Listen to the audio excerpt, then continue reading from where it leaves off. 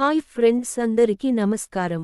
ఆషాఢ మాస శివరాత్రి ఎప్పుడొచ్చింది, ఏమి చేయాలి, ఏమి చేయకూడదో తెలుసుకుందాం. ప్రతి సంవత్సరం ప్రతి మాసంలో పవిత్రమైన శివరాత్రి పండుగను కృష్ణ పక్షంలోని చతుర్దశి రోజున మాస శివరాత్రిగా జరుపుకుంటారు. ఈ పండుగ శివయ్యకు అంకితం చేయబడింది.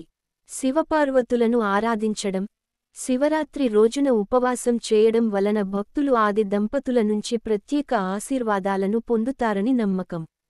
అందువల్ల శివపార్వతుల అనుగ్రహం పొందడానికి భక్తులు ఈ రోజున అంటే మాస శివరాత్రిన ప్రత్యేక పూజలు చేస్తారు. రోజంతా ఉపవాసం ఉంటారు.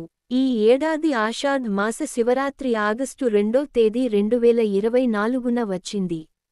మాస శివరాత్రి ఉపవాసం చాలా ముఖ్యమైనదిగా పరిగణించబడుతుంది.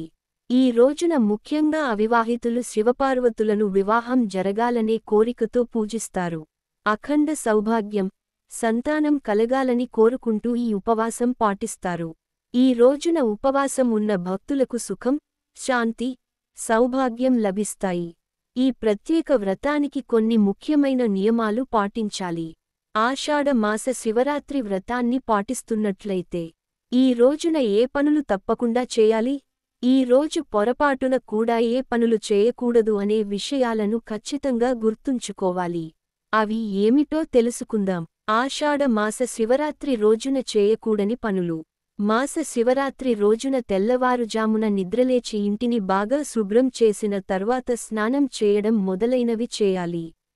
వీలైతే ఈ రోజున ఉపవాసం పాటించాలి. ఇప్పుడు ఏదైనా శివాలయానికి వెళ్లి ముందుగా వినాయకుడిని స్మరించుకుని దర్శనం చేసుకోండి. అనంతరం గంగాజలంతో శివునికి అభిషేకం చేయాలి. దీని తర్వాత పచ్చి పాలతో అభిషేకం చేయాలి. ఇప్పుడు సాధారణ నీటితో అభిషేకం చేయాలి. దీనికోసం నీటిలో బిల్వపత్రాన్ని, గంధాన్ని కలిపి శివలింగానికి సమర్పించండి. అంతేకాదు భక్తుల కోరికను అనుసరిస్తూ ఇత్తడి పాత్రలో పాలు, పెరుగు, తేనె, గంగాజలం, నీరు కలిపి పంచామృతాన్ని తయారు చేసి ఈ పంచామృతంతో శివునికి అభిషేకం చేయవచ్చు. అభిషేకం చేస్తున్నప్పుడు ఓం నమః శివాయ మంత్రం లేదా మహామృత్యుంజయ మంత్రాన్ని జపించండి. శివలింగానికి అభిషేకం చేసిన తరువాత శివలింగంపై జనపనార, ఉమ్మెత్త పువ్వు, బిల్వపత్రాలు, సమీ ఆకులు, పువ్వులు, పండ్లు మొదలైన వాటిని సమర్పించండి. ఈ సమయంలో కూడా మంత్రాన్ని పఠించండి లేదా శివ చాలీసా పఠించాలి. మహిళలు పూజ సమయంలో పార్వతీదేవికి ఆకుపచ్చ రంగు గాజులు, పసుపు, కుంకుమ, జాకెట్టు మొదలైన అలంకరణ వస్తువులను సమర్పించాలి. పార్వతీదేవికి సింధూరాన్ని నైవేద్యంగా పెట్టిన తర్వాత పెళ్లైన స్త్రీలు వారి నుదుటిపైన సింధూరాన్ని తిలకంగా దిద్దుకోవాలి. పెళ్లికాని అమ్మాయిలు ఈ సమయంలో రామరక్షా స్తోత్రం పఠించాలి. పార్వతీదేవికి పూలు, పండ్లు సమర్పించండి. చివరగా హారతిని ఇచ్చి పూజను ముగించాలి.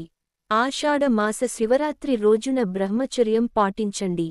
వీలైతే ఈ రోజు రాత్రంతా మేల్కొని శివుని సత్సంగం నిర్వహించండి. శివయ్యను కీర్తించండి. మాస శివరాత్రి రోజు పొరపాటున కూడా ఈ పనులు చేయకండి. మాస శివరాత్రి రోజున ఆహారం తీసుకోకూడదు. ఉపవాసం ఉంటే సాయంత్రం హారతి తర్వాత మాత్రమే పండ్లు తినండి. మాస శివరాత్రి మరుసటి రోజు స్నానం చేసిన తర్వాత పూజ చేసి ఆ తర్వాత మాత్రమే ఉపవాసం విరమించండి. ఉపవాసాన్ని విరమించిన తర్వాత ఆహారం తీసుకోవచ్చు. మాస శివరాత్రి సమయంలో పగటి సమయంలో నిద్రించవద్దు.